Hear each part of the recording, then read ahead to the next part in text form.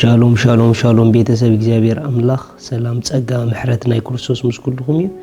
እዝን ዝበለጸ መዓልቲ ዝበለጸ ቃል ንካፈለሉ ፕሮግራምና እዩ ሎሚ ድማ ነዚ መዓልቲ ዝኸውን ናይ ህይወት ቃል ሓቢርና ንካፈል ኢና ሎሚ ንካፈሎ ቃል ከምዚ ዝብል እዩ ብመንፈስ እዩ ክብሪ ዝረአ ዝብል እዩ ብመንፈስ እዩ ክብሪ ዝረአ ሪኢኹም ኣሕዋት ብመንፈስ ኮይና ነገራት ክንሪኦም ተጀሚርና ብጀካ ክብሪ ካለ ኣይንሪኢን ኢና ንምንታይ ተዳኢልኩምኒ መንፈስና ኣብ ናይ ክብሪ ዓለም ስለ ዘሎ መጽሓፍ ቅዱስ ክዛረብ ከሎ ከምዚ ይብል ራእይ ዮሐንስ ምዕራፍ 1:9 ኣነ ዮሐንስ ሓውኹም ኣብቲ ኣብ ኢየሱስ ዘሎ ጸበባ መንግስትን ትዕግስትን መማቕልትኹም ምእንቲ ቃል ኣምላኽን ምእንቲ ምስክር ኢየሱስን ኣብታ ጳጥሞስ እትበሃል ደሴት ነበርኩ በመዓልቲ ጎይታ ድማ ብመንፈስ ኮንኩ ብድሕረይ ከዓ እዚ እትርእዮ ዘለኻ ኣብ መጽሓፍ ጽሒፍካ ናብተን ኣብ ኤፌሶን ሰሚርናን ጴርቃሞስን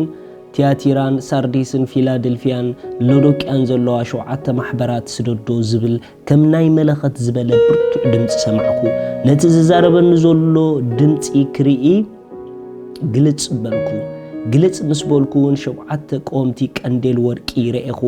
ኣብ ማእከል እቶም 7 ቆምቲ ቀንዴል ከዓ ክሳዕ እግሩ እተኸድነ ብቕናት ወርቅውን ክሳዕ ኣፍ ልቡ እተዓጥቀ ወዲ ሰብ ዝመስል ረኤኹ ርእሱን ፀጉሩን ጻዕዳ ከም ጸምሪ ጻዕዳውን ከም ኣስሓይታ እዩ ኣዒንቱ ከም ሃልሃልታ ሓዊኤን ኣእጋሩ ኣብ ሓጎዶ ከም ዝረሰነ ዘንጸባርቕ ኣስራዚ ሊባኖስ ይመስላ ድምፁን ከም ደሃይ ብዙሕ ማያት እዩ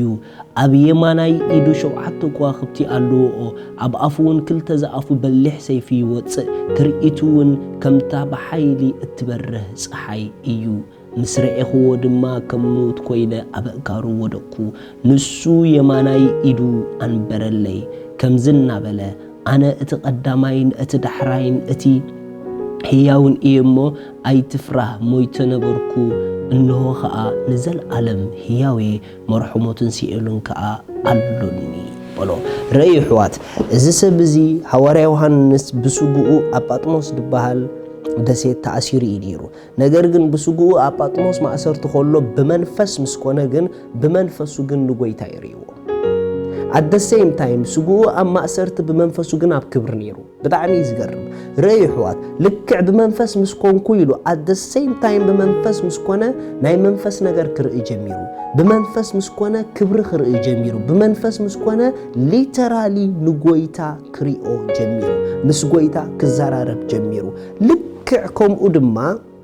ኩሉ ጊዜ ብመንፈስ ክንሓስብ ተጀሚርና ነዚ ብመንፈስ ዝመላለሶ ህይወት ክንነቕሐሉን ተጀሚርና ብመንፈስ ብጀካ ክብሪ ብጀካ ጎይታ ብጀካ ባህ ዘብል ነገር ካልእ ኣይትርኢን ኢኻ መጽሓፍ ክዛረብ ከሎ ህይወትና ኣብ ኣምላኽ ከም ዝተሰወረት እዩ ዝነግረና እንተደኣ ብመንፈስ ሞር ኮንሽስ ክንከውን ጀሚርና ነቲ ዘለናዮ ስፍራ ንዑ ኢና ክንሪኦ ንጅምር በሐቂ ክብሪ ኣብ ህይወትኩም ክትርእዩ ትደሊ እንትኾንኩም በሐቂ ንጎይታ ክንሪኦ ንደሊ እንተደኣ ኮይንና በሐቂ ናይ ኣምላኽ ዘበለ ነገር ክንርኢ ንደሊ እንድሕር ኮይንና ይከኣል እዩ ግን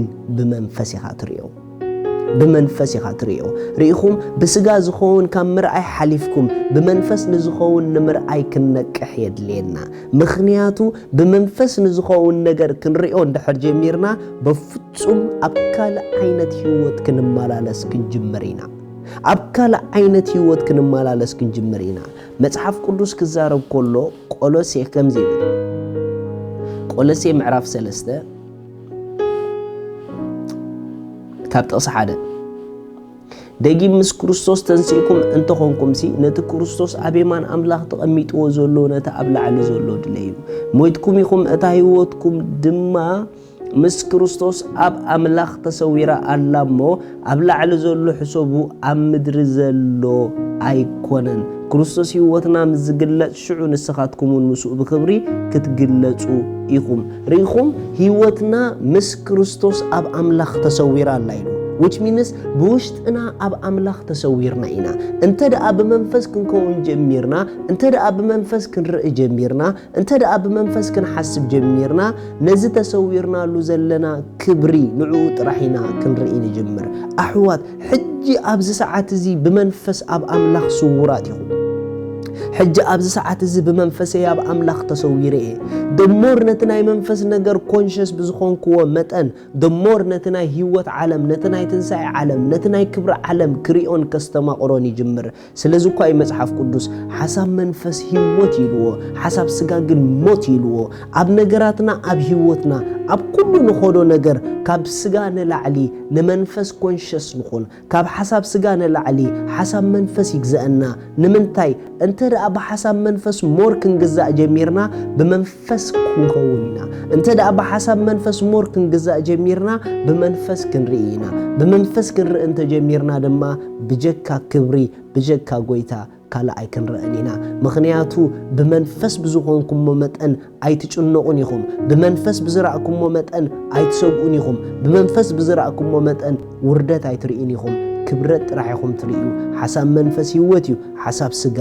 ሞት እዩ ክብሪ ክትርእዩ ብመንፈስ ተመላለሱ ክብሪ ክንርኢ ብመንፈስ እንመላለስ ኣባና ናይ መንፈስ ህይወት እዩ ዘሎ ስለዚ ብመንፈስ እምበር ብስጋ ክንመላለስ ንስጋ ሰብዕድኡ ኣይኮናን ከምቲ ናይ መንፈስ ህይወት ዘለና ብሓሳብ መንፈስ መምልላስ ድማ ንላመድ ብሓሳብ መንፈስ እንተደኣ መምልላስ ተላሚድና ኣብ ክብሪ ኩሉ ግዜ ካብ ክብሪ ናብ ክብሪ ክንመላለስ ኢና ብመንፈስ ምስኮንኩ ንኣምላኽ ከም ዝረኣዮ ብመንፈስ ምስኮንክ ድማ ክብሪ ክትርኢ ክትጅምር ኢኺ ብመንፈስ ክብሪ ይረአዩ ኣምላኽ ሰማይ ንኹልኹም ይባርኽኩም ሎሚ ንጎይታና ኢየሱስ ክርስቶስ ኣብ ህይወትኩም ወሲንኩም ደይ ተቐበልኩም በዚ መዓልቲ እዚ ንጎይታ ክትቅበልዎ ንዕድመኩም እቶም ንጎይታ ክትቅበልዎ ዝወሰንኩም እዛ ጸሎት ምሳይ ጸልዩ እግዚአብሔር አቦ